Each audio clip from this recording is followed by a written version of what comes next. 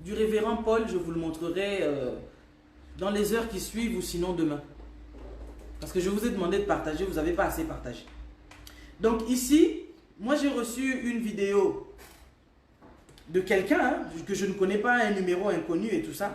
Et j'ai reçu en fait une photo et une vidéo.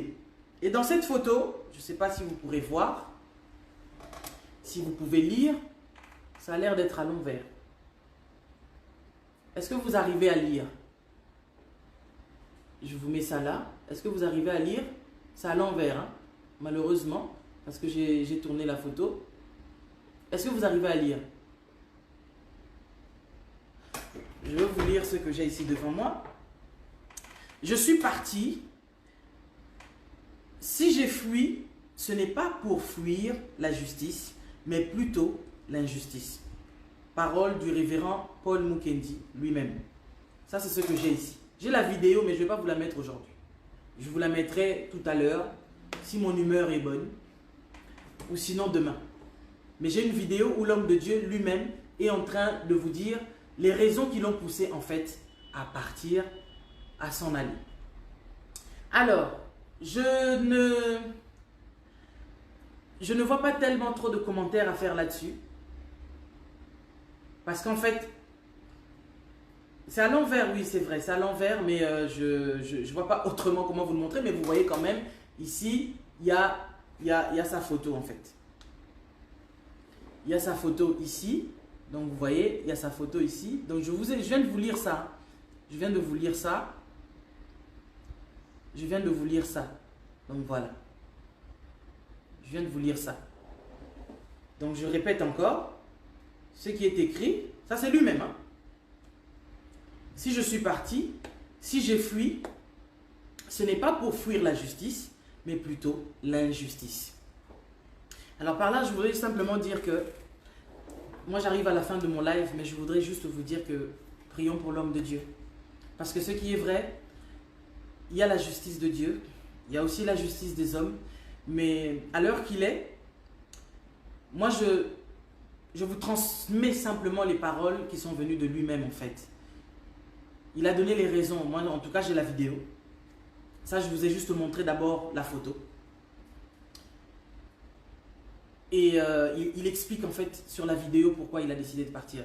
Il sait qu'il y a beaucoup de gens qui l'aiment, il y a beaucoup de gens qui se sont inquiétés lorsqu'ils ont entendu que voilà, il avait été kidnappé et tout ça là. Mais quand vous suivrez la vidéo, soit tout à l'heure, soit demain, vous comprendrez en fait les raisons qui l'ont poussé à partir. Moi vraiment sur ce point-là, je ne vois pas trop comment est-ce que je vais pouvoir commenter là-dessus. Il a ses propres raisons à lui et que vous allez écouter sur la vidéo qui ont fait qu'il a décidé de pouvoir quitter le territoire canadien plutôt que de rester sur place. Parce que c'est vrai que, comme je vous ai dit, cette affaire est tellement intense et il y a trop de choses. Il y a trop de choses. Je ne peux pas m'hasarder à dire certaines choses, en fait, là, parce que je suis quelqu'un qui est sage et intelligente, et donc je ne peux pas aller vite en besogne, en fait, dans les choses que je vais dire, surtout dans mon jugement. C'est pour cela que quand je vous balancerai la vidéo tout à l'heure, vous-même, vous regarderez, et puis vous en déduirez pourquoi est-ce qu'il a décidé de partir. C'est lui-même qui vous explique en tout cas. Et je sais que certains peut-être vont le prendre d'une certaine manière, certains le prendront aussi d'une autre manière, d'autres vont estimer que non, pourquoi? Il fallait qu'il se rende à la justice, il fallait vraiment, pourquoi il a fui? Et il ne fallait pas qu'il fuit. D'autres vont estimer que non, pourquoi? Il fallait qu'il se rende à la justice, il fallait vraiment, pourquoi il a fui? Et il ne fallait pas qu'il fuit, et tout ça. Vous savez, il y a des moments où Jésus lui-même avait fui, hein, vous comprenez? Donc quand tu sais que tu risques la mort là, et que ce n'était pas son temps n'était pas encore arrivé, Jésus a fui. Tu comprends? Donc, ah non, je ne sais pas où il est. Donc s'il vous plaît, vraiment, je savais qu'il y aurait ce genre de questions, mais je ne sais pas où il est. Moi, ce que je sais, c'est le message que moi j'ai reçu, c'est la vidéo qui m'a été envoyée par une personne X ou Y. Mais sachez simplement que l'homme de Dieu tient à vous dire que vous qui l'aimez, il vous aime. Les gens qui le soutiennent, en tout cas, ils vous aiment. Et le message aussi, parce qu'en fait, à l'heure actuelle, même les membres de son église ne sont pas au courant. Personne n'est au courant. Donc, ils sont en train d'avoir l'info là, pendant le temps que moi, je suis en train de parler, en fait. Et donc, il veut juste se dire que à son église qu'il vous aime et qu'il pense fort à vous, mais que, voilà. Écoutez, c'est ça que moi, je pouvais vous dire. Mais vraiment, si vous devez retenir une chose, je voulais simplement que nous, en tant que chrétiens, que nous comprenions une chose. L'amour.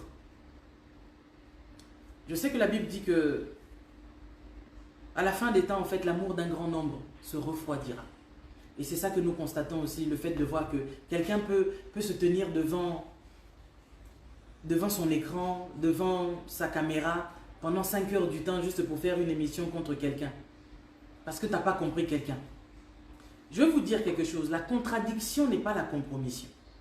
Je peux faire quelque chose, toi tu penses que c'est contraire, peut-être à ta façon de voir les choses, mais cela ne veut pas dire que je me suis compromise. Ça, il faut comprendre. La contradiction n'est pas la compromission. Tu peux avoir vu quelque chose, mais ce n'est pas ce que tu as vu. Il y a un jeune garçon aux États-Unis, pour les gens en tout cas qui aiment se documenter, vont savoir qu'il y a plus de 50 ans passés, cet enfant-là avait été posé sur la chaise électrique. Mais il était innocent. Mais son innocence, on a su ça 50 ans plus tard. Mais le pauvre petit était déjà mort. Parce qu'en fait, les faits, on estimait que non, il y a une petite fille qui avait été tuée et que c'est lui qu'on a retrouvé sur les lieux. Personne n'a jamais voulu. Et même les gens ont témoigné. Des personnes ont témoigné en disant que non, c'est lui. Une vieille dame disait que non, j'ai vu un jeune noir. Mais des jeunes noirs, il y en a plusieurs. Et surtout s'ils ont la même coiffure, ils se ressemblent. Ça, c'était juste une parenthèse. Pour dire que notre rôle à nous en tant qu'Église, c'est de prier en fait. Quand on voit des choses et que ces choses-là nous dépassent, au lieu de parler comme des ouailles, de parler pour ne rien dire, pour pécher. Parce qu'il y a des gens qui pêchent en fait dans leur maison. Hein. Ils pêchent pour rien du tout. Vous péchez en accusant quelqu'un de quelque chose que vous ne connaissez ni d'Adam ni d'Ève. Moi, quand je ne maîtrise pas quelque chose, je préfère me taire. Alors, voilà. On est arrivé à la fin de notre live. Donc, comme je vous ai dit, ce que moi, vraiment, mon message de base était « Aimons-nous vraiment ». Le Seigneur a envie de retrouver cet amour-là en nous. Je sais que dans beaucoup de personnes, l'amour est parti. Vous verrez des gens qui prient du matin jusqu'au soir. Des haineux. Des gens qui prient du matin jusqu'au soir. Des assassins. Pour tuer son frère. Donc, je te fais du bien, mais c'est pour que tu me tues en fait. Contradictoire. Mais ça, c'est les gens qu'on a aujourd'hui. Des gens qui prient du matin jusqu'au soir. Mais s'il te prend dans un angle là, et qu'il commence à te tailler en pièces, toi-même tu regrettes pourquoi tu existes. Que le Seigneur nous fasse grâce. Qu'il nous fasse vraiment, mais vraiment grâce. Parce que l'enlèvement est bien réel. Infatigable, vraiment, donc on est là. Pour Jésus, on met la tête vraiment. Et on continue. Voilà. Mais vraiment, n'oublions pas, prions les uns pour les autres. C'est ça qui est plus important. Que Dieu vous bénisse. N'oublions pas que l'évangéliste Liz Manzambi n'est pas simplement évangéliste là qui aime bien faire des vidéos, parler d'Afrique et autres et tout ça. Kazarema Church est un ministère, en tout cas